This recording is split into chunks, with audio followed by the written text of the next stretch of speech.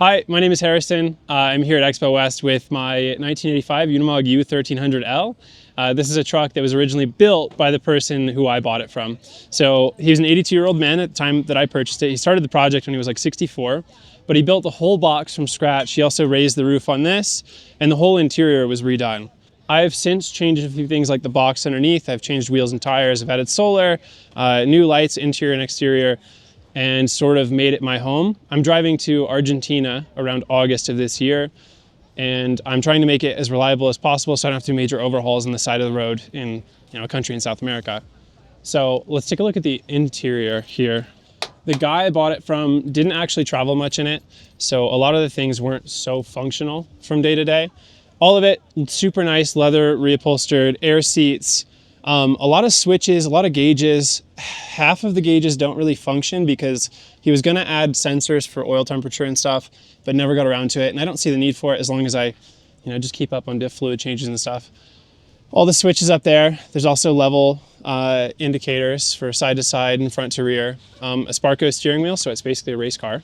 And it's an 8-speed manual with overdrive. So my top speed is around 63 on these tires at redline, but with the 8-speed and overdrive, I've got 16 gears basically forward, and then in reverse, I just flip a lever, and then I have 16 gears back there too. Not that I would ever need to go that fast, but I have the option. I've added a Midland radio, and I've also had to redo the headliner. I've gotten rid of a lot of electronics that he had, so I'll be running Starlink on the trip down there, and I don't see the need for like a ham radio or a police scanner that he had in here. I ripped all of that and the antennas out and kind of had to reseal some things. I had to replumb the truck because he never actually put water or coolant in the hydronic heater. And once I did, I found a ton of leaks. I've done a bit of mechanical stuff to this to make it run nicer. And actually an hour and a half into owning the truck, I blew the engine. That was an unexpected $20,000 expense and also a 2.5 month wait. So I got to drive this for an hour and it was the most glorious hour of my life. And then I had to wait 2.5 more months to drive it again. And that stunk a little bit. The winch I had to wire up and add the line to it. So now I have a functioning winch. I actually got stuck before I did that and had to pay like $900 because I got stuck twice in the same place. That was a fun weekend.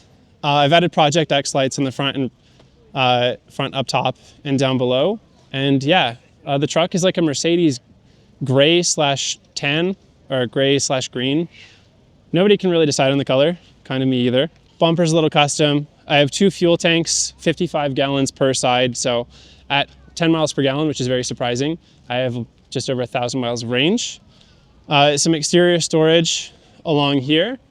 This may or may not be organized inside. But the batteries for the truck are kept in here. Right in this there's a waterproof box inside of a waterproof box, and that's where the batteries are kept. This is really nice storage to just throw whatever camping gear and stuff. I keep all of my tools on the other side. The water fill is right here. This is a vent for the lead acid batteries inside of there. There's also a water tank vent in here. Shovel and axe. I've used both of those, but very rarely. I don't have to really cut up firewood often. Propane in here for the burners and cooking. I'm going to a much larger battery setup, so I'll be doing induction cooking, and I'm gonna get rid of this so I don't have to worry about propane and finding that in South America.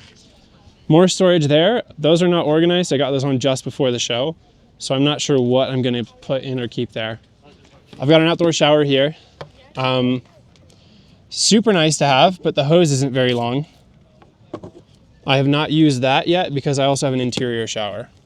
When I'm down in like Baja and stuff, I'm sure I'll be happy to use that. I've got a shelf right here that was custom made and has some truck bed latches. Inside is a cassette toilet that pulls out right from here, and then you would just take it to a toilet and kind of dump it out. Super gross process. When you're dumping it in the toilet, it like splashes back at you. Disgusting, but there's not really a better way to do that. On the back, changing up the storage, I'll soon extend the frame a bit further back so I'm able to be recovered from the rear if possible. And then I've got a motorcycle rack back here. I put an e-bike on it to make it to the show, but I'll be purchasing a motorcycle as a second vehicle to get around in case the truck breaks down. I've got the fill for the diesel heater for the hydronic heating, and then also a vent right there. And then this is excess, if for some reason I overfill it, it's coming out of here. Right here is the heater exhaust, and then some reverse lights, but they're not actually connected to the switch, so I have to turn those on manually when I want to use them or back up. A Coast Guard 2 nautical mile light in case I ever needed to use that. There's some lights up here that would illuminate if you're using the motorcycle rack and bolting it up or tying it in. I have a majority of my tools in here, but I also keep some in one of the lower boxes on the other side. I should be able to repair anything on this truck with what I have with me. I keep some spare parts in the other side. Over here are my actual batteries for the truck. Right now I've got 4 lead acid Optima batteries, but I'm switching up to Dakota lithium soon.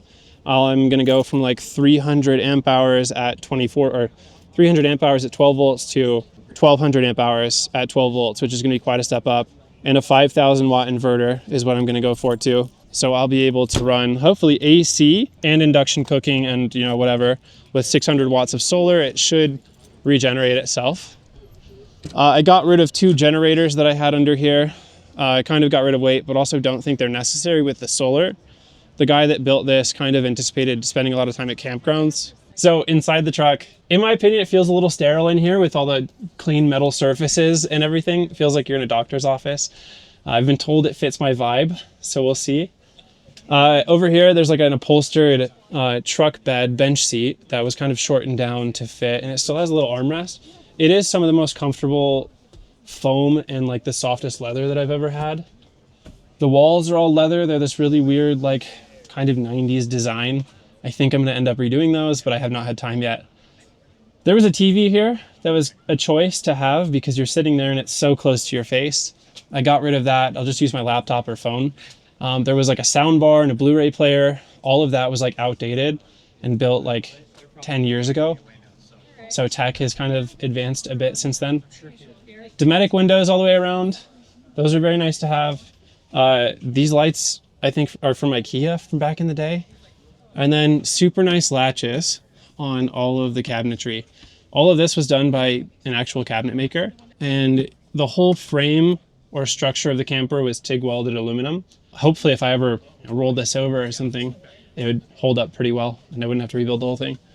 Because it's so weird having one of the most capable trucks on earth, but it's not very capable once you put so much weight up high. It makes adventuring a little bit harder. Over here is the bed setup. It's a full-size mattress. I'm 6'5". If I was 6'2", I could stand comfortably in here and like move around and be just fine. But with the full-size mattress, my feet have to overhang onto like the storage area at the foot of the bed a little bit, which is kind of uncomfortable for sleeping, but I'm probably not going to rebuild it or touch it. I'll just make do.